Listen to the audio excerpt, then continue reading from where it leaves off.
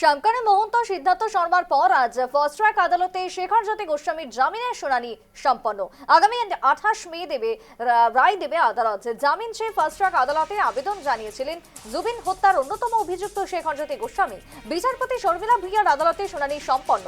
সম্প্রতি হাফলং উপ কারাগারে বন্দী হয়ে আছেন শেখর জ্যোতি গোস্বামী। এর আগে সিদ্ধার্থ শর্মার জামিন আবেদন নাকচ করেছে আদালত।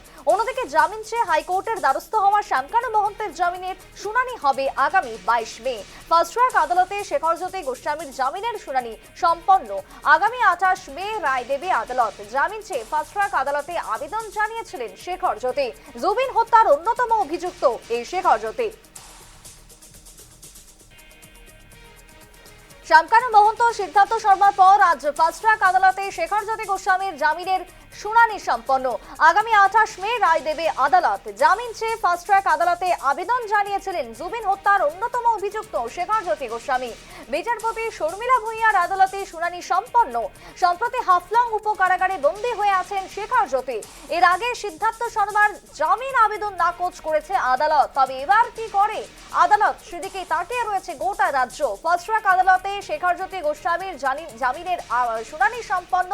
28 মে রায় দেবে আদালত। টেলিফোন লাইনে রয়েছে তন্ময়, চলে যাব তন্ময়ের কাছে। তন্ময়, এই মুহূর্তে জুবিন হত্যার অন্যতম অভিযুক্ত শেখর জ্যোতি গোস্বামী যে জামিনের আবেদন চেয়ে আদালতে যে আবেদন করেছিল তার শুনানি সম্পন্ন হয়েছে, আর কি জানতে পারছো? দেখো সুপ্রীতি, তুমি ঠিকই বলেছো। শেখর জ্যোতি গোস্বামী অন্যতম যে অভিযুক্ত, তিনি কিন্তু এই মাসের 16 তারিখে তিনি জামিন আবেদন জানিয়েছিল, আবেদন করেছিল কোর্টকে। কিন্তু আজ কিছুক্ষণ আগে মহামান্য আদালতে কিন্তু সেই শুনানি কিন্তু শুনেছিল, হিয়ারিং হয়েছিল। তারপরে কিন্তু একটা ডেট, একটা তারিখ নির্ধারণ করে দিয়েছে 28 মে। সেই 28 মেতে কিন্তু জাজমেন্ট দেবে, অর্থাৎ আজকে যে শুনানি হয়েছে সেই শুনানির জাজমেন্টটা 28 তারিখে দিবে। অর্থাৎ 28 তারিখ পর্যন্ত কিন্তু শেখর জ্যোতি গোস্বামী তিনি কিন্তু জেলেই থাকতে হবে, তিনি কারাগারেই থাকতে হবে। আর তার সমান্তরালভাবে দেখো, এই মাসের 26 তারিখ অর্থাৎ মে মাসেরই তোমার 26 তারিখে কোর্টে কিন্তু এই পুরো ঘটনাটা চার্জ ফ্রেম করবে। আর ঠিক এই মাসের 22 তারিখে যেটা শ্যামকানু মহন্ত, যিনি মূল অভিযুক্ত, জামিন আবেদন করেছিলেন হাইকোর্টে, সেই শুনানি কিন্তু এই মাসেরই কিন্তু 22 তারিখে মহামান্য আদালতে শোনাবে। অর্থাৎ দেখো, এতদিন এত মাস হয়ে গেছে, কিন্তু কেউ কিন্তু এখনো যে রেহাই পাচ্ছে না, রেহাই এখনো অব্দি পায়নি। অর্থাৎ সবাই কিন্তু এখন জেলে আছে। আর সবচেয়ে বড় কথা দেখো, বাকি যে আরো 3 জন অভিযুক্ত আছে, সন্দীপন গার্গ, যিনি সিঙ্গাপুরে গেছিল, ইয়টে ছিল, আর যিনি জুবিন গার্গের সম্পর্কীয় ভাই বলে বলেছিল, সে সন্দীপন গার্গ আর জুবিন গার্গের যে পিএসও আছে, যারা দেহরক্ষী ছিল, ওনাদেরকে অ্যারেস্ট করা হয়েছে। জুবিন গার্গের সম্পত্তি নিয়ে বা টাকা পয়সা নিয়ে কিছু খেলিমেলি করার জন্য ওনাদেরকে অ্যারেস্ট করা হয়েছে। কিন্তু ইন্টারেস্টিংলি দেখো, এই 3 জন কিন্তু এখনো পর্যন্ত কিন্তু বেলের জন্য কিন্তু আবেদন জানায়নি আদালতে। শুধুমাত্র যদি আমি বলি তোমাকে, শ্যামকানু মহন্ত, সিদ্ধার্থ শর্মা, অমৃত প্রভা আর শেখর জ্যোতি গোস্বামী, এই 4 জনই কিন্তু আবেদন জানিয়েছে। বাকি 3 জন কিন্তু এখন অব্দি আবেদন জানায়নি। অর্থাৎ দেখো, 28 তারিখ পর্যন্ত অপেক্ষা করতে হবে। 28 তারিখে যেই তোমার জাজমেন্ট, শেখর জ্যোতি গোস্বামীর যে বেল হিয়ারিং, সেই জাজমেন্টটা মহামান্য আদালতে দিবে। 26 তারিখে চার্জ ফ্রেম করবে পুরো ঘটনাটার। আর 22 তারিখে তোমার শ্যামকানু মহন্তর যে বেলের অ্যাপিল করেছিল, সেই শুনানিটা 22 তারিখে সম্পন্ন হবে। সুপ্রীতি, বেশ, অর্থাৎ এখনো পর্যন্ত 22 তারিখের দিকেই অনেকের নজর থাকবে। তন্ময়, কি মনে হচ্ছে, এর আগে অনেকেই জামিনের আবেদন করেছিলেন, যদিও তা নাকচ হয়ে যায়। জুবিন হত্যা, যেটা গোটা রাজ্যের ক্ষেত্রে জুবিন গার্গ একটা অন্যতম অনুভূতি, সেই জুবিন হত্যার যারা জড়িত, যে সমস্ত নাম আমরা জানি উঠে এসেছিল, তাদের কি জামিন এত সহজে পাওয়া সম্ভব?